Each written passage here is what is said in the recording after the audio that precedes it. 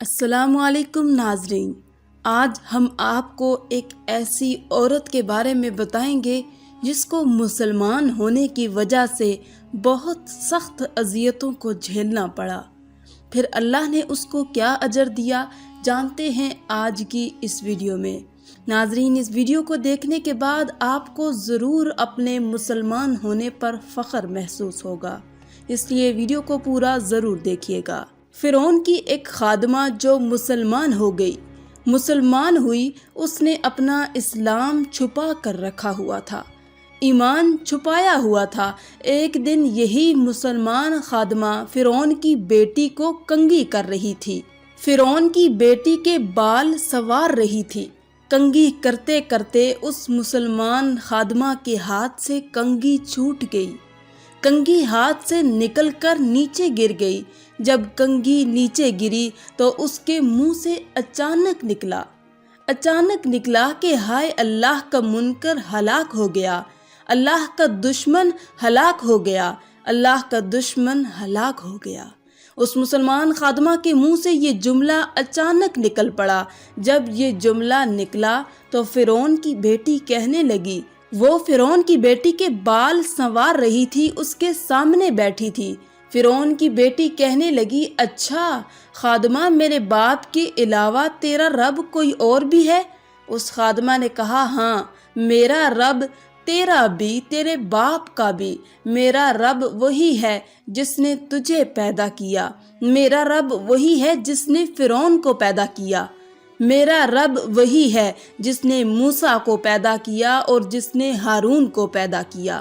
اس نے کہا، اچھا تو تم مسلمان بن گئی ہو؟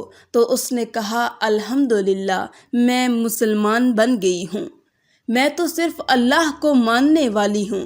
یہ سن کر فرعون کی بیٹی غصے سے آگ بگولا ہو کر اٹھی اور دوڑ کر گئی اپنے باپ کے پاس، دوڑ کر گئی فرعون کے پاس اور جا کر کہنے لگی، غضب ہو گیا، ہمارے تو گھر کے نوکر بھی تجھے رب نہیں مانتے، ہمارے تو گھر کے نوکر بھی تجھے رب ماننا گوارا نہیں کرتے۔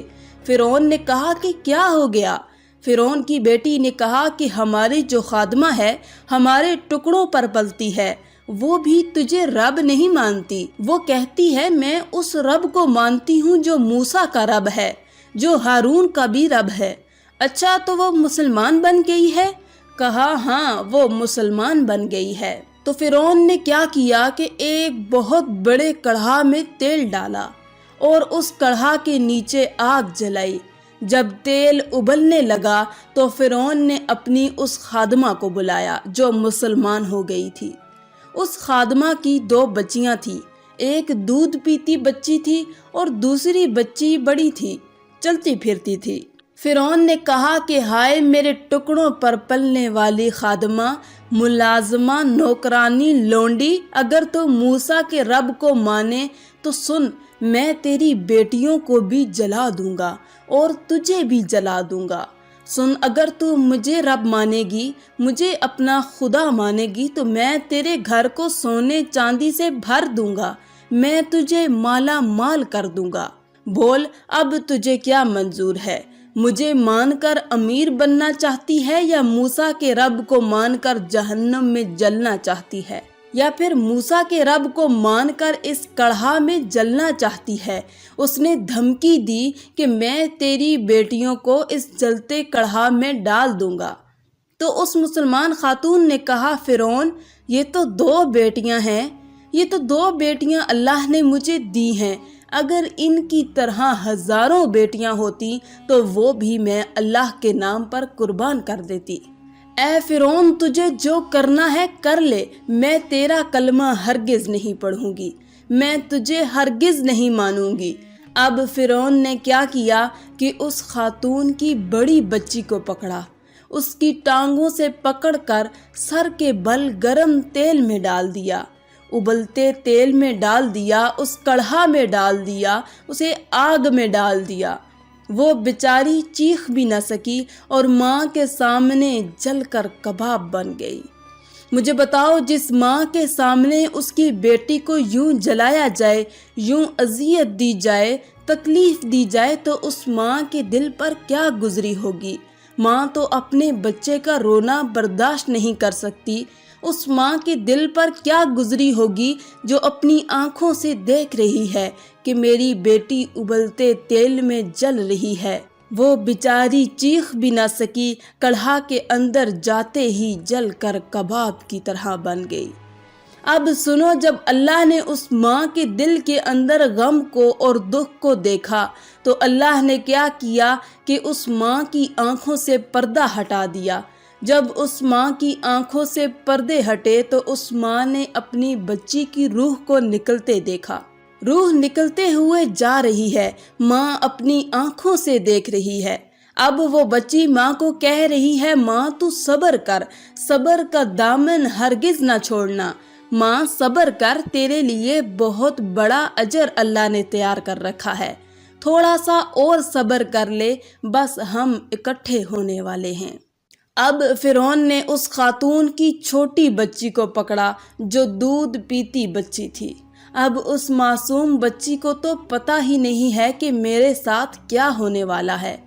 اب فرعون نے اسے بھی، اس معصوم بچی کو بھی ٹانگوں سے پکڑ کر ابلتے تیل میں ڈال دیا، کڑکتے کڑھا میں ڈال دیا۔ وہ معصوم پھول، نرم و نازک گوشت ایک پل میں جل کر کوئلہ بن گئی، جل کر کباب بن گئی۔ دوسری مرتبہ پھر سے ماں کی آنکھوں سے پردہ ہٹایا، ماں نے پھر دوسری بچی کی روح کو نکلتے دیکھا۔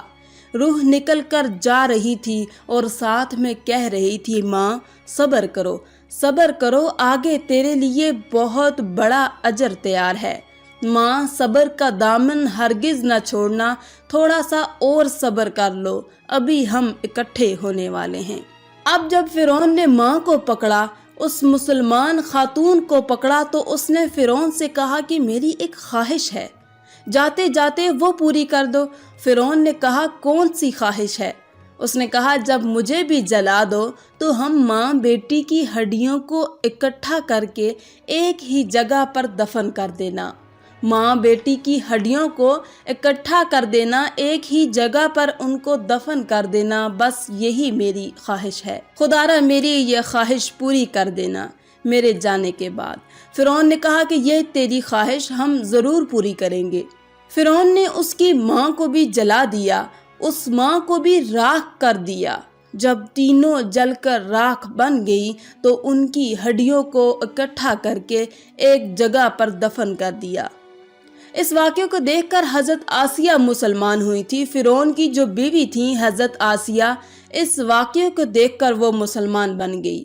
اللہ نے حضرت آسیہ کے دل میں یہ بات ڈالی کہ کوئی بھی ماں اپنے بچوں کو قربان نہیں کر سکتی، ہرگز نہیں کر سکتی جب تک حق سامنے نہ ہو۔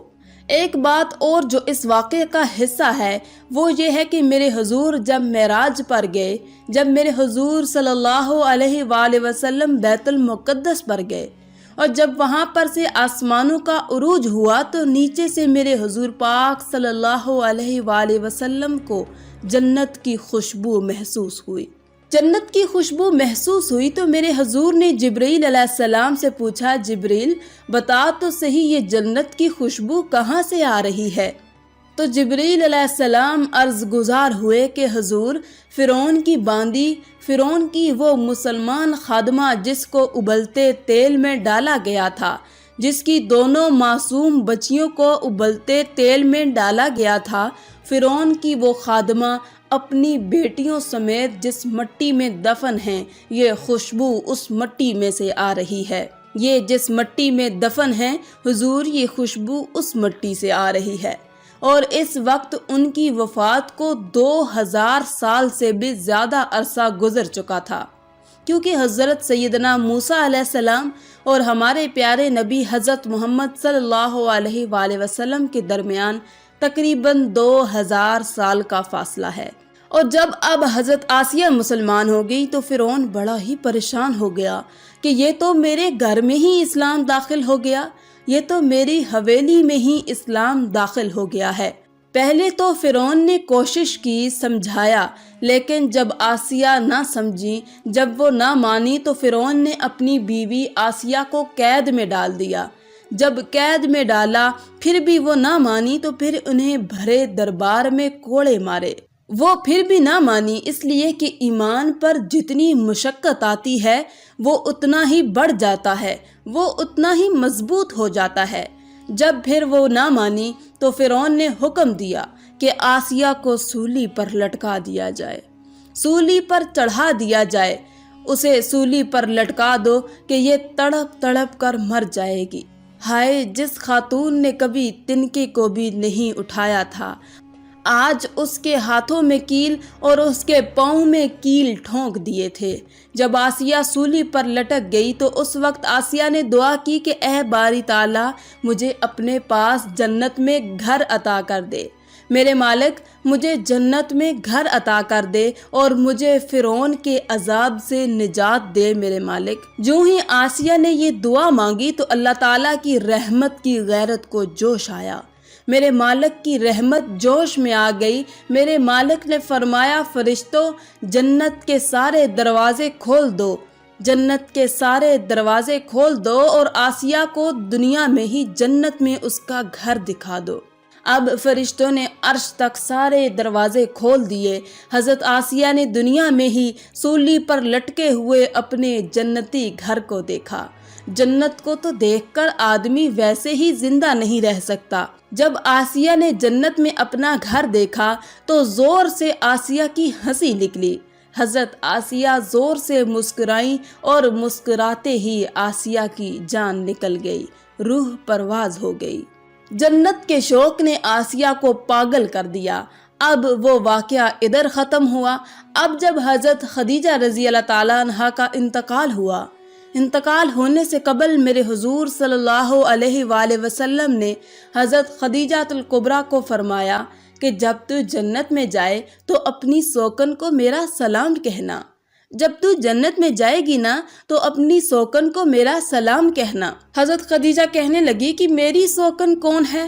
حضور میں تو آپ کی پہلی بیوی ہوں، میری سوکن کون ہے؟ تو حضور نے فرمایا خدیجہ فرعون کی بیوی آسیہ کو اللہ نے جنت میں میری بیوی بنا دیا ہے۔ فرعون کی بیوی آسیہ کو اللہ نے اتنا مقام دیا، اتنی شان عطا کی، اتنا وقار دیا، اتنی عزت دی کہ اللہ تعالیٰ نے اسے جنت میں میری بیوی قرار دے دیا۔ سبحان اللہ۔ ناظرین اسی لیے کہتے ہیں کہ اللہ کی رسی کو مضبوطی سے تھامے رکھو، وہ تمہیں گرنے نہیں دے گا۔ آخر میں اللہ رب العزت سے دعا ہے کہ اللہ تعالی ہمیں نیک اعمال کرنے اور برائی سے بچنے کی توفیق عطا فرمائے، آمین یا رب العالمین۔ آج کی اس ویڈیو میں تھا بس اتنا ہی۔ مزید اسلامی ویڈیوز حاصل کرنے کے لیے اللہ کی شان چینل کو سبسکرائب کر دیں اور ساتھ میں موجود بیل کے آئیکن کو دبا کر آل پر کلک کر دیں۔ شکریہ۔